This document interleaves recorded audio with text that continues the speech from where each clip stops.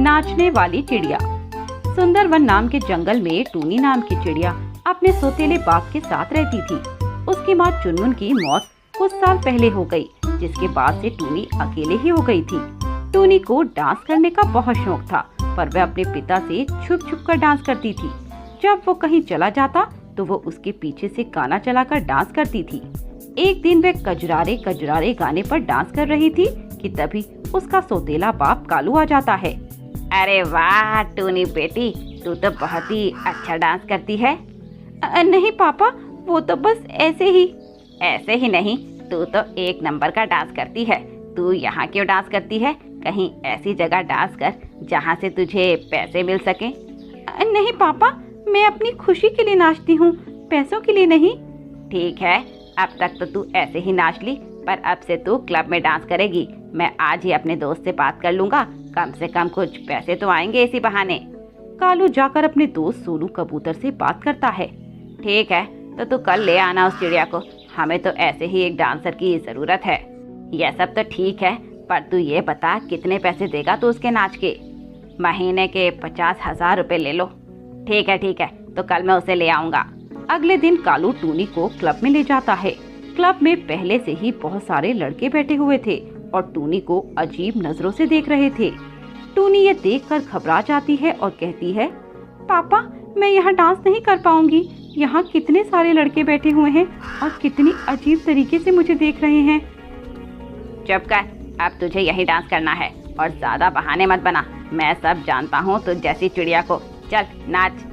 टूनी बेचारी रोने लगती है, पर उसका बाप उस पर जरा सा भी तरस नहीं खाता और बेचारी टूनी को मजबूरन नाचना ही पड़ता है। ऐसे ही 2 महीने बीत जाते हैं। एक दिन क्लब में एक शरीफ तोता आया हुआ था, जिसका नाम मिट्टू था। उसने जब टूनी को देखा तो वह टूनी की सुंदरता में खो गया और उसने टूनी से बात की। मेरा नाम मिट्टू है, मैंने आपका डांस देखा। आप तो बहुत अच्छा डांस करती हैं, पर आप ऐसी जगह क्यों नाचती हैं? किसी अच्छी जगह नाचनी है ना। क्या करें साहब, यही हमारी जिंदगी है। मेरे सौतेले बाप ने मुझे यहाँ नाचने के लिए मजबूर कर रखा है। टूनी जी, मैं आपसे कुछ कहना चाहता हूँ, मुझे गलत मत समझिएगा। मुझे आपसे पहली ही नजर में प्यार हो गया है और मैं आपसे शादी करना चाहता हूँ।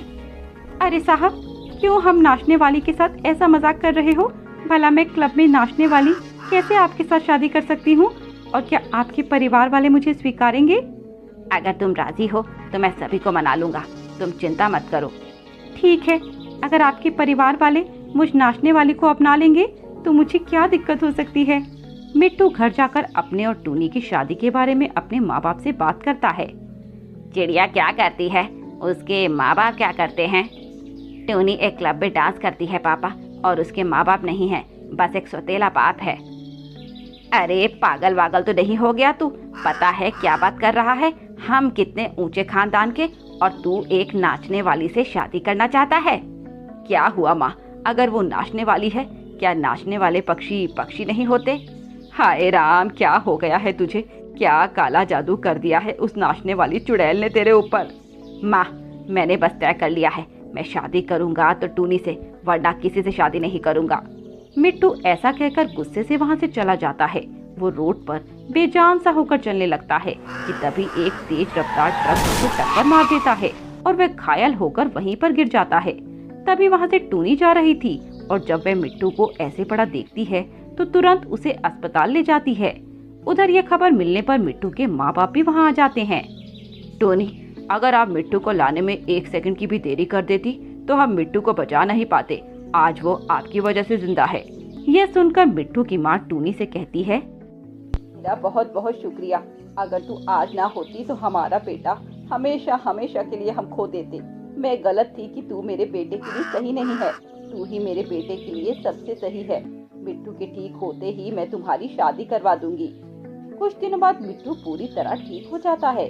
अब मिट्टू के माँ बाप टूनी और मिट्टू की शादी बड़े धूमधाम से करा देते हैं और फिर टूनी खुशी से अपने ससुराल रहने लगती है।